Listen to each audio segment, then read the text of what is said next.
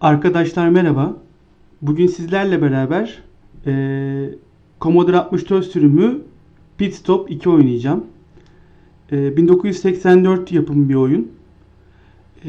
Epix tarafından yapılmış. Yapımcısı Epix. Dağıtımcısı Epix ve Load and Run firmaları. Yazılımcıları Stephen H. Landrum, Dennis Coswell ve Erin Murphy. Bu oyun Commodore 64, Atari 800, Apple II gibi birçok platforma çıkmış bir oyun. Ve Commodore 64 için çok popüler ve yarış olarak kült oyunlardan sayılan bir oyun. Şimdi oyunu normal ya da trainer modda mı açacağımızı soruyor. Normal modda başlatıyorum. Oyun açılınca ilk gelen ekran bu menü. Şimdi bu oyunun şöyle bir özelliği var. Bir kişi ya da iki kişi oynayabiliyorsunuz bu oyunu. Eğer bir kişi seçerseniz oyunda ikinci bir rakibiniz bölünmüş ekranda, split screen'de ekranın alt tarafında gözüküyor. Oyun bu özelliğiyle ilk split screen desteği veren oyun olarak da kabul ediliyor. Oyuna başlayınca bunun üzerinde konuşuruz. Oyunda 6 farklı pist var. Bu pistleri buradan seçebiliyoruz. Brands Hatch İngiltere'de, Hockenheim Almanya'da, Rouen-les Essarts Fransa'da, Sebring ABD'de, Vallelunga İtalya'da ve Watkins Glen yine ABD'de olmak üzere. Ve son olarak da tüm bu pistlerin hepsinde birden yarışabildiğimiz Grand Circuit adı verilen kupa yarışı bulunmakta. Oyunda tur sayılarını kaç tur atacağımızı seçebiliyoruz oyuna başlamadan önce. 3, 6, 9 olmak üzere 3 çeşit seçenek bulunmakta. Oyunda ayrıca bunun dışında bir zorluk seviyesi bulunmakta. Yine 3 adet. Rookie, Semi-Pro ve Pro olmak üzere. İsterseniz Rookie ile başlayıp daha sonra bu zorluk seviyelerinin oyunu nasıl etkilediğini konuşalım. Şimdi oyuna başlamadan önce oyuncunun ismini girmemizi istiyor.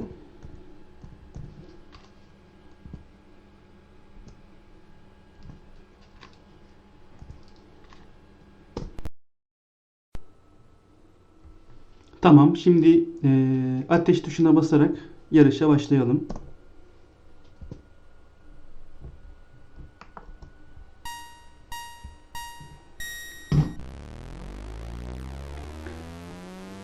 Şimdi yarışın başlangıcında iki araç baş başa gidiyor. Sağ taraftaki bordo mavi olan araç benim yönettiğim, kullandığım araç. Sol taraftaki mavi olan araç bilgisayarın yönettiği araç ve üst ekranda ben varım, alt ekranda bilgisayar bulunmakta. Şimdi arkada nerede olduğumu rakibin alt ekrandan bakarak takip edebiliyorum ve onun geçmesine burada izin vermeyebilirim. Örneğin burada arada sağ tarafı kapatarak onun geçmesine izin vermedim. Bu anlamda bu tarz mücadeleyi de destekleyen çok güzel bir oyun. Oyunda 6 farklı pis olduğunu belirtmiştim. Grafik olarak birbirlerinden çok bir farkı bulunmamakta. Neredeyse aynı grafiklere sahip. Ben bir farkını görmedim. Ancak haritalar değişmekte. Sağ taraftaki harita ekranında haritanın neresinde bulunduğunuzu görebiliyorsunuz ve turun sonuna ne kadar kaldığınızı da görebiliyorsunuz bu sağ taraftaki haritadan. Bu haritalar değişmekte. Hangi haritada yarıştığınıza göre sağ tarafta da değişmekte ve hangi turda olduğunuzu Lap 1 olarak şu anda birinci turda olduğumuzu oradan görebiliyoruz. Ben oyunun başlangıcında zorluk seviyesini Rookie olarak, acemi olarak seçtiğim için yakıt tankım sağ tarafta fuel ile gösteriliyor. Tamamen dolu olarak yarışa başladım. Eğer Semi Pro ya da Pro seçseydim yakıt tankı daha farklı olabilecekti. Şimdi 3 zorluk seviyesinden bahsetmiştim. Dikkat ederseniz sağ ön lastiğimin üzerinde bir mavi çizgi bulunmakta. Diğer lastiklerin üzerinde bir çizgi bulunmuyor. Siyah renkte gözüküyor.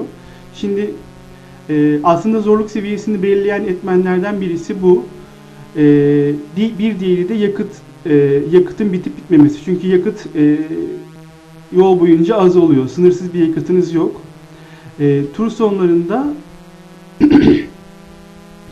pit stop'a girebiliyorsunuz ve yolun solunda bir çizgi çıkıyor şu şekilde ve buraya girdiğiniz zaman pit stop'a girmiş oluyorsunuz. Şimdi burası oyunun en stratejik bölümlerinden birisi ve özellikle bir arkadaşınızla oynadığınız zaman bu pit stop'ları düzgün bir şekilde ayarlarsanız araç hakimiyetiniz çok iyi olmasa bile yarışı bu stratejiyle iyi yönettiğiniz için öne geçebilirsiniz. Lastiklerin üzerindeki şu şeylerden bahsetmiştim. Şurada örneğin bu lastik aşınmış ve bu aşınma oradaki mavi çizgiyle gösteriliyor. Şimdi bu renk başlangıçta siyah olarak başlıyor. Yani aşınmamış lastik. Sonrasında mavi, mor, yeşil, açık mavi, kırmızı ve sarıya dönüşüyor aşınma seviyesine göre. En son sarıya geliyor. Ve sonrasında da lastik patlıyor. Lastik patladığı zaman araç lastiğin patladığı yöne doğru çekmeye başlıyor. Yani siz aracı kontrol etmek için ekstra bir efor sarf etmek zorunda kalıyorsunuz. Ve pit stop'a girip bu lastikleri tabi değiştirmeniz gerekiyor. 3 zorluk seviyesi olduğundan bahsetmiştik. Rookie, Semi Pro ve Pro olmak üzere. Zorluk seviyesi oyunda şu şekilde ayarlanmış. Eğer oyuna Rookie olarak başlıyorsanız yakıtınızı her 3 turda bir değiştirmeniz gerekiyor. Bu da şu demek oluyor. Eğer 3 turluk bir yarış seçtiyseniz ve zorluk seviyesini Rookie seçtiyseniz aslında hiç yakıt değiştirmeye ihtiyacınız bulunmamakta.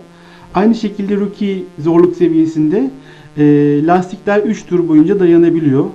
Yani aslında Rookie zorluk seviyesini seçtiyseniz ve 3 tur seçtiyseniz hiç pit stop'a girmeden yarışı tamamlayabilirsiniz. Ama bence bu oyunun en keyifli yerlerinden birisi pit stop. O nedenle 3 turdan fazla olması daha oyunu keyifli hale getirecektir. Semi Pro zorluk seviyesinde yakıt yine değişmiyor. 3 turda bir yakıtı değiştirmeniz gerekiyor. Ancak lastiklerinizi 2 turda bir değiştirmeniz gerekiyor. Pro zorluk seviyesinde ise hem yakıt hem de lastiklerinizi her bir turda değiştirmeniz gerekiyor. Şimdi bu pit stop'ta çok güzel bir özellik var. Pit stop'ta siz buradaki akaryakıtı dolduran mekaniği ve lastikleri değiştiren diğer mekanikçiyi kontrol ediyorsunuz.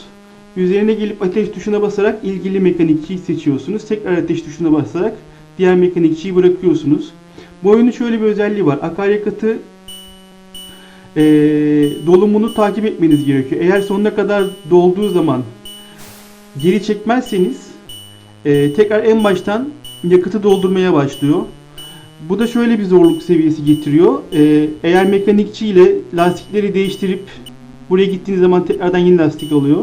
Değiştirirken bir taraftan da akaryakıt seviyesini kontrol etmeniz gerekiyor. Yoksa tekrardan en başa gelmiş oluyor. Şimdi mesela bunu alıp geri çıkartmam gerekiyor gibi.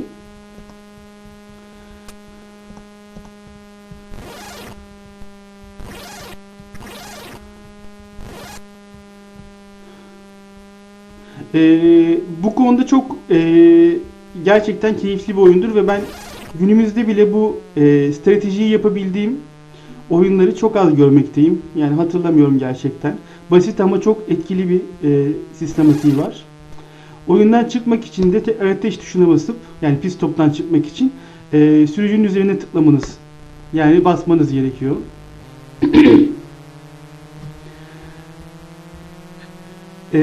Oyunda vites seçeneği bulunmamakta.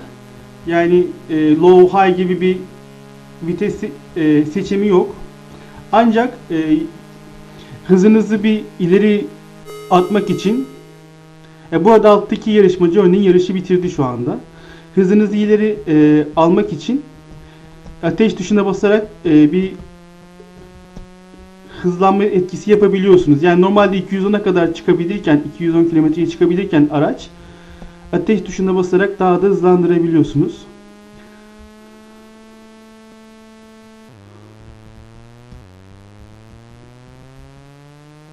Şimdi bu turları tamamlayıp sonrasında ne olduğuna bakalım, ben de yarışı bitirince.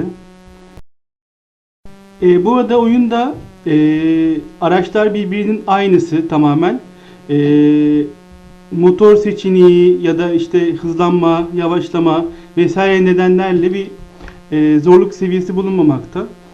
İsterseniz bir lastiği aşındırarak nasıl patladığını da görelim. Şu anda rengi değişiyor yavaş yavaş. Sarı oldu. Ve patladı. Gördüğünüz gibi bir tarafa doğru çekti araç.